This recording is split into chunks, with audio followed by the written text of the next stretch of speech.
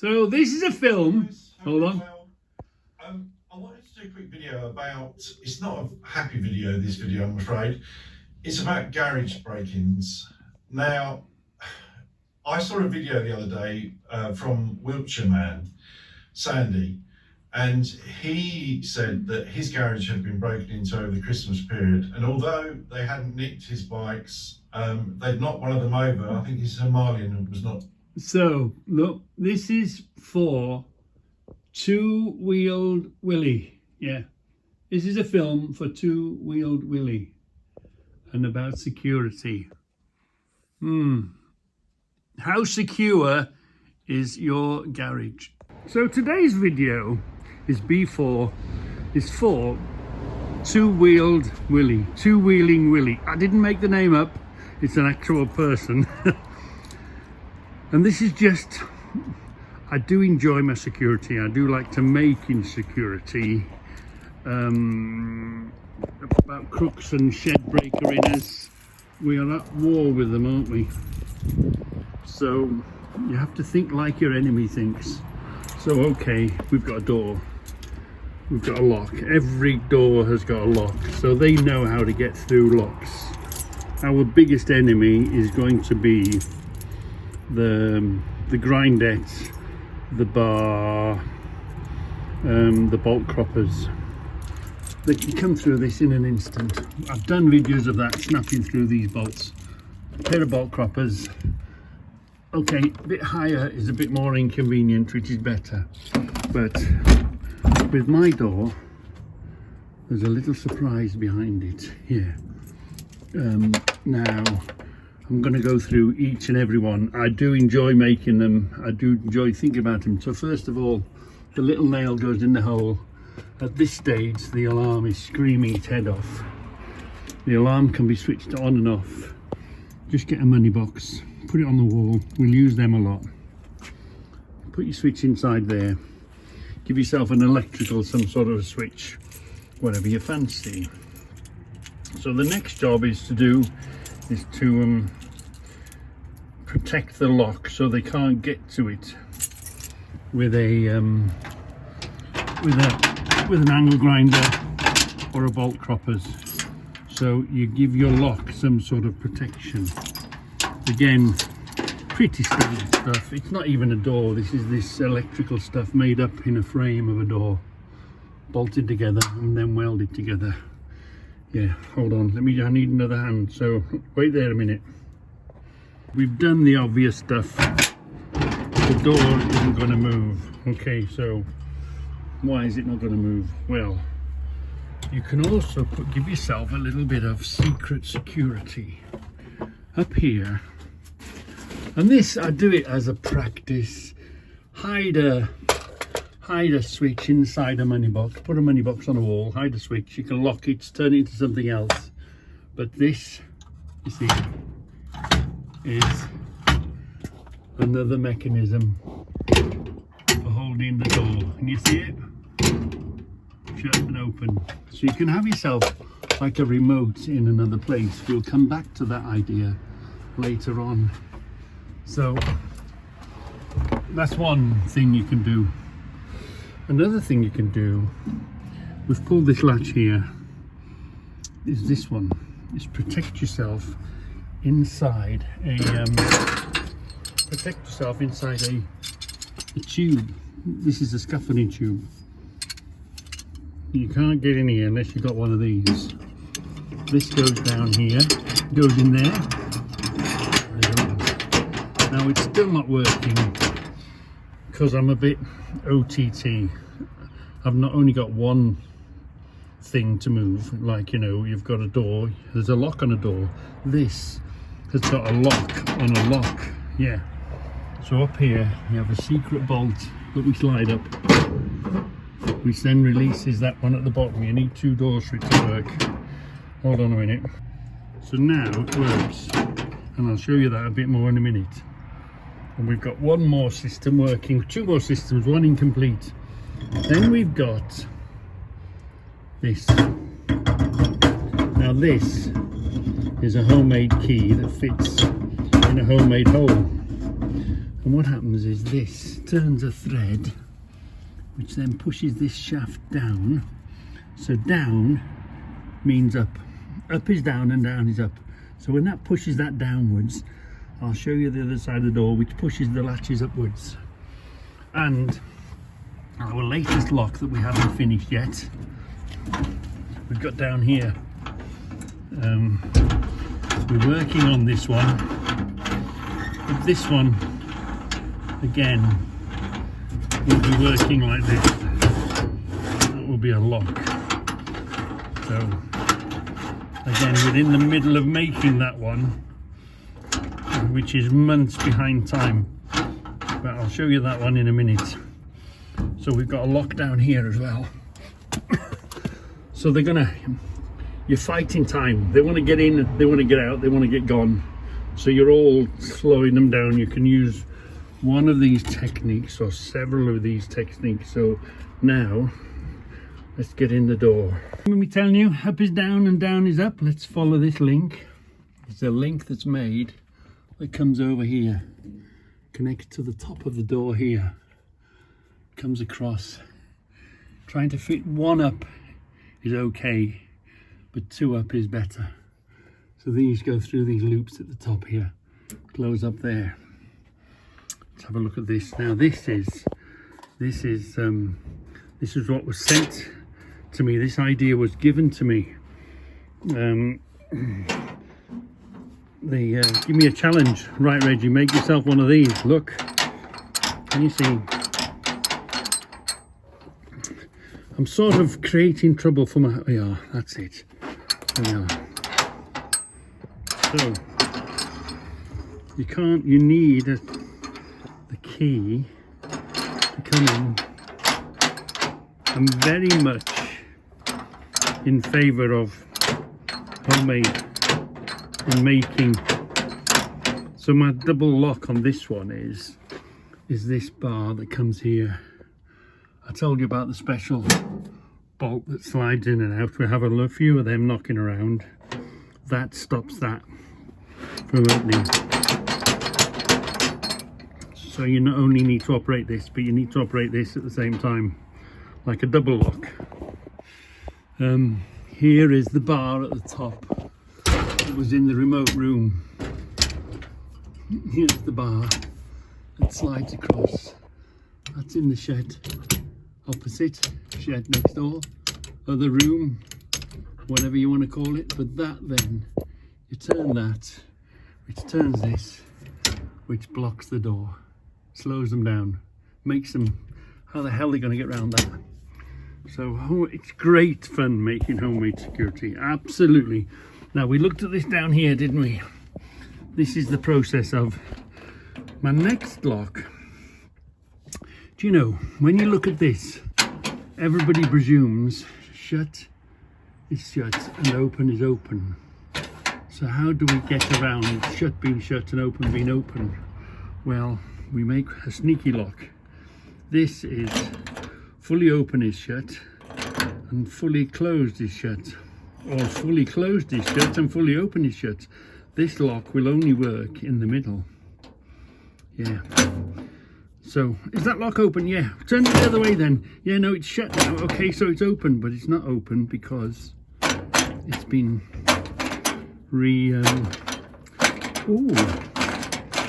rubbing a bit there. We need to alter that slightly, don't we? Anyway, that's the idea of this. Shut is shut, but also open is shut. Yeah. But we're in the middle of working on that one. Yeah.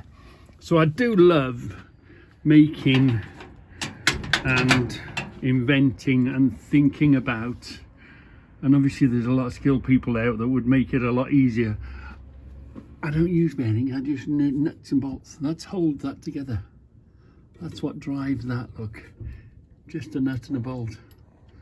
So you don't need to make no fancy joints or nothing. You just have to use what you've got.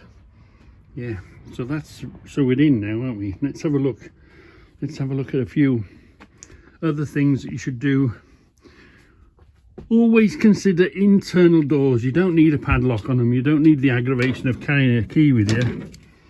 So in case they break in that half of the garage, always use internal doors where you can. Just put a clip on it. Now this is as good as any lock if you're that side of the door. If you're that side of the door trying to come in here and this is on it, okay, if you're in here but you're going to shut this door behind you, when you leave you shut the door behind you. So just consider putting a simple lock, so if they break into that room they're not getting into this room without costing them a lot more time. Yeah, so let's get to the main part of your door, which needs lots of security. So the best way of dealing with whatever you've got on your door is pretend you want to break in. The art of war is know thine enemy. Yeah, so know thine enemy, what they're going to come along with. We know they've got bolt croppers, we know they've got battery powered angle grinders, we know they've got a jemmy bar. So in the form of a jemmy bar, these doors, they run up and down. A lot of garage doors run on runners. They're going to get a jemmy bar in here, aren't they? And they're going to pop these. So first of all, strengthen behind the rail, because the rail won't always be up against the wall, so fill that gap in. So strengthen that rail so it's not going to be so easy to pop it out. Put yourself a barrier on top that stops the door. To get the door has to come up, doesn't it? And these are only shelving bars. That's all they are, shelving bars out of factories. Anything will do. Obviously you're moving them, make it light, don't make it too heavy. These little light bars to move around because they're hollow. So the next thing they're going to do is they're going to try and lift the door. So they can't jemmy the roller off and they can't lift the door. Right. So the next thing they're going to attack is they're going to try and fold back the corner, aren't they? Stop. You're not shit doors, aren't they? Thin doors. They're only there to keep honest people out. Keep temptation away from them. So strengthen the corners so they won't fold. Connect the corners via a little plate, or however you want to do it, to the next bar. And if you haven't got a long bolt, which I haven't got the long bolt here, I've used 3 bolts. I've welded 3 bolts together because I wanted a connection here and a connection there. And make your connections easy. You know, you can all put a nut on a bolt, but it's quite fiddly, isn't it? So the easiest way around that is make what is a little bolt into a nice big bolt to handle. So that makes that much more easier to screw on the back of there when you're locking up. Because generally our sheds, if you use them every day, day in and day out, it's maybe a slightly different proposition. But you only use them the weekends, don't you? Or when you want to get your bike out and whatever. So the same here. This is just a bolt. But to make so we don't drop it and lose it, so it's easy to handle, just get a tube, turn the bolt, or the nut I should say, turn the nut into a handle. Make this little nut very easy to operate, very easy to find, and you just simply screw that on. Make things easy for yourself, you know what I mean, make it hard for them. And again, you've got electrical, you've got CCTV, you've got alarm sensors everywhere. So it's all making a noise and screaming, and you know. So I've got a top bar, which is a bit of a nuisance because sometimes you lock it, you come in and you forget to take it off and you've got to go all the way around again. Now let me show you this. There's a big gate on the other side of this, which I'll show you in a minute. This is a shaft that comes through the wall, and again from the outside. So we've got double protection. We've got a big door that comes open with no lock from the outside, just bolts through. Bolt, handle, little handle, wind it on. You're secure, aren't you? If you're locking yourself, if you're in a situation where you're locking the main door from the inside and then going out through a smaller door, then you can really make this secure from inside. Slightly different if you're in a position where, you know, the only access is through this door. You got to rethink it, you got to remake it. So, talking about access through main doors, you'll see what this means in a minute. But this again, a scaffolding tube with a tube inside. This gives me access to next door. You have to come here to open this lock in this building. You've got to break into here before you can break into there, or before you can even, because your access in and out, before you get access to next door, because that's an even less used shed.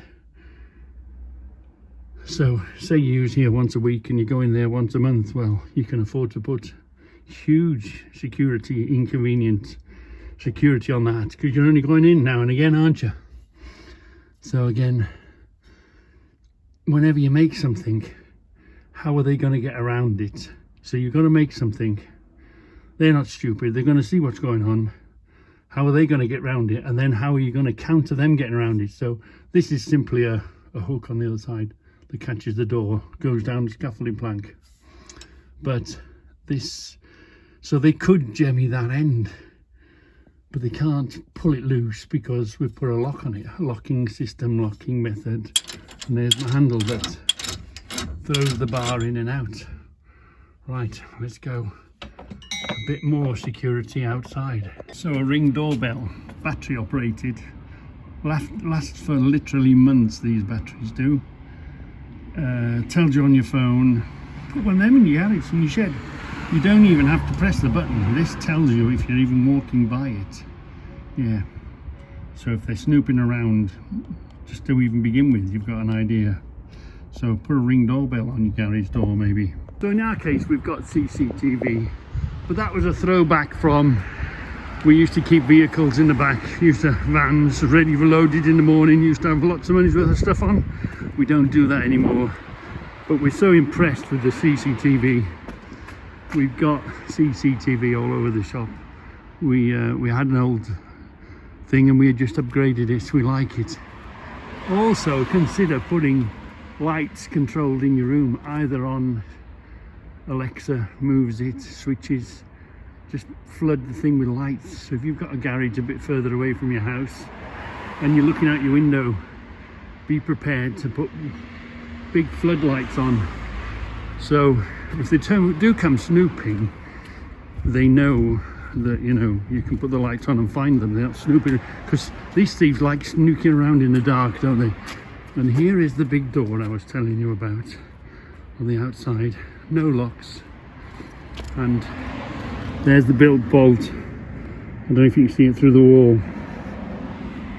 And here is the sneaky hole where you can hide a camera. So if they come the night before snooping or roundabouts, you've got an eye on them. They're going to be busy doing this here, trying to get in. They're not going to suspect a camera looking through a hole in a fence. Again, a sneaky lock. I leave the door open. I tell people, always drop it off, just open the door. The door is open, it's unlocked. How many people can't find this bolt is incredible. Yeah, but that sometimes is enough. Thank you, Willie. I am a biker, I'm a gold winger. And here is our tube coming through into the lock. So they can't do the lock because it's locked the other side of this tube, and they can't get to the other side of the tube because it goes through the building. Again, how do you make one chain be like two chains?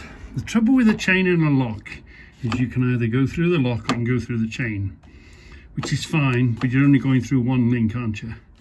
So if you fix the chain somewhere, again through a tube, drill a hole, put the bolt through the hole, bolt through the chain, weld that on there. So if they cut this chain here, they're not going to get it out, or they'll get this out, but it'll be held in the bottom. Or if they cut this bottom chain here, they're not going to get it out because it's locked in there. So how do you make a chain twice as difficult to get through? You fix it in place, because otherwise you can wrap it around as many times as you want. Once they've broke the link, you've broke the link. Here you have to break 2 links, which again diminishes their battery power, runs down their blade, and slows them down. They're making more noise, aren't they?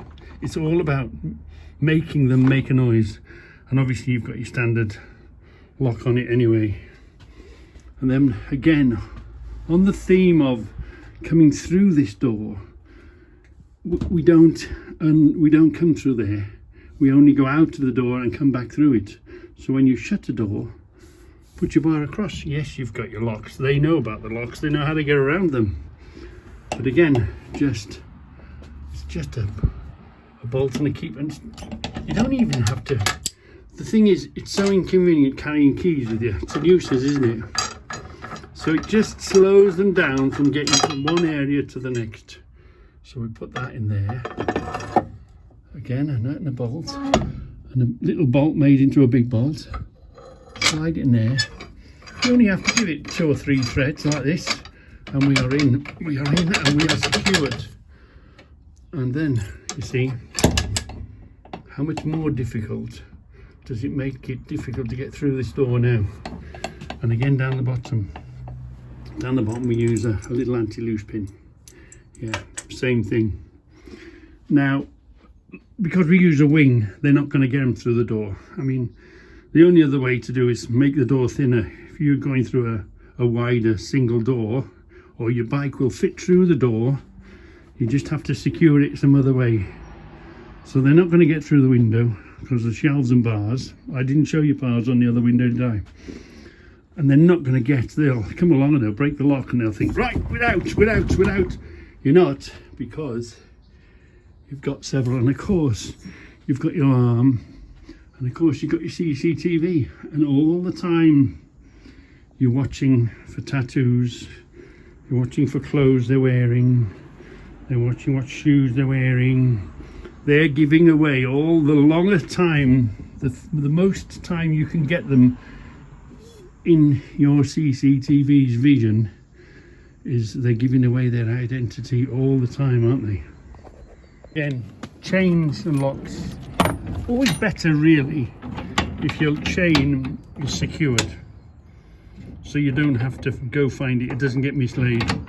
The chain is welded onto both sides of whatever you're doing. You've only got to find your lock then. And yeah, the lock is in the winter, but you'd be surprised, just a simple carpet over that is enough to keep the frost off this. All right, we're not in extreme weather. And then, you know, when you want to lock her up at night, you put the bigger chain on it. And again, you thought we had finished, hadn't you? Again, we've got an up and over door. These concertina doors.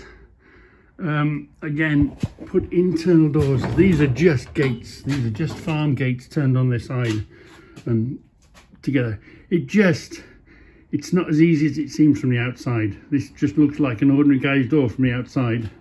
But when they do eventually get around to opening it, they have a surprise in front of them. Yeah, because we only ever open this door from the inside out. I don't know if you're the same. Do you ever only, if you think about it, your big doors connected to your houses with an internal door, you only ever go out to them, don't you? You never come from the outside in, hardly. Because when you take your bike or your car or whatever you've got, you go off, then you lock up, and then you go and you come back to your house, you come through your house and you're back in again. I know you're thinking, well, Reggie, that's a lot of space it takes up in your garage. But that's no, if you chose to, you could double fold that, couldn't you? You could take half the space of that, put another set of hinges, so you wouldn't really take up a lot of space inside, compared to the benefits. You know, the inconvenience of having an internal door,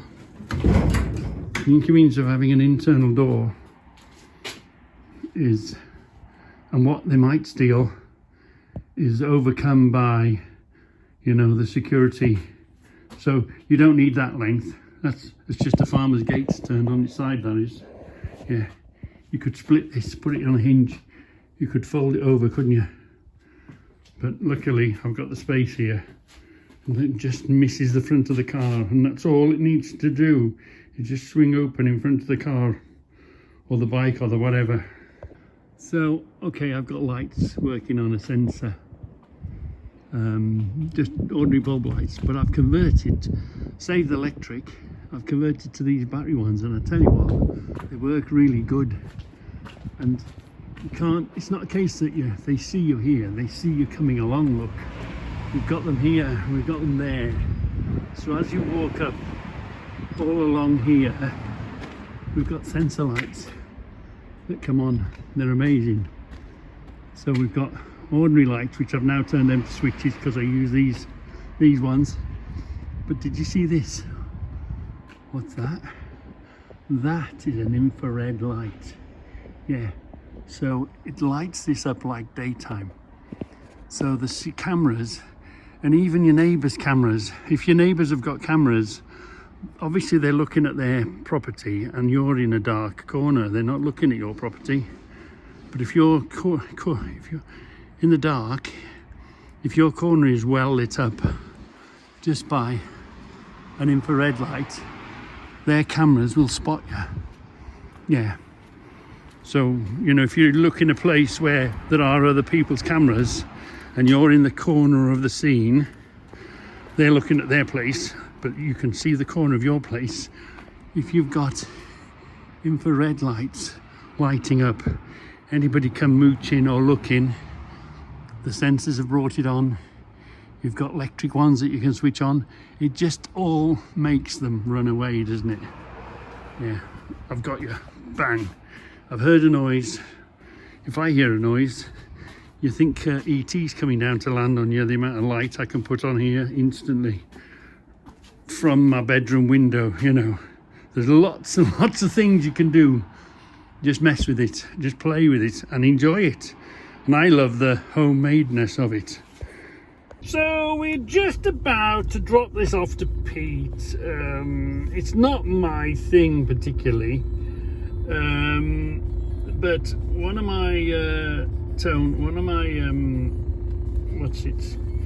my suppliers, shall we say?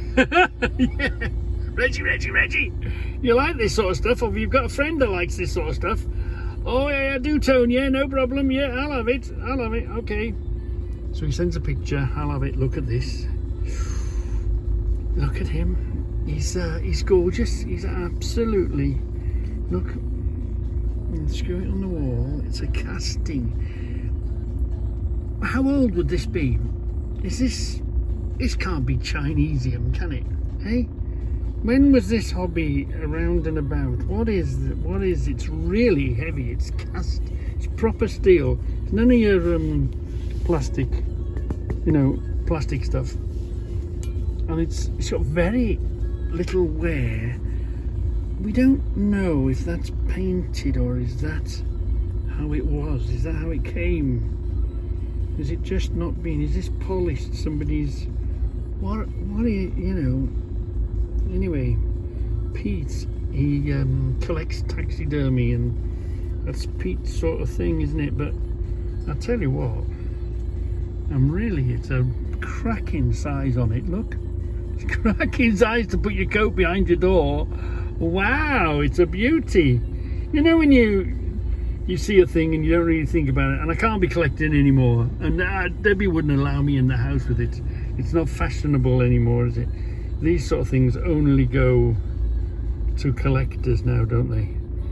But wow, what a heavy, impressive thing. So we've picked it up and we're going to take it around to Pete.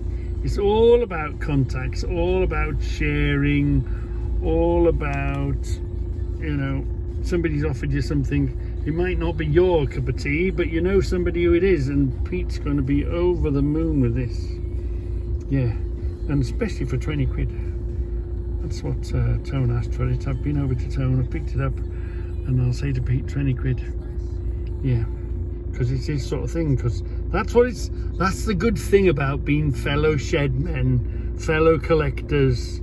We all understand each other, don't we? we all know virtually what we like, don't we? Obviously there'll be variations, but look at this. Oh, I really do like it. But she wouldn't allow me to put it in the house. No way. And I don't really want to start going down that path of collecting a bust. What is this? What would you call that? Lovely thing. Wow. Really impressed with it. First thing, tone, fantastic. You find some stuff, don't you? Wow, that was a cracking find, that was. Yeah.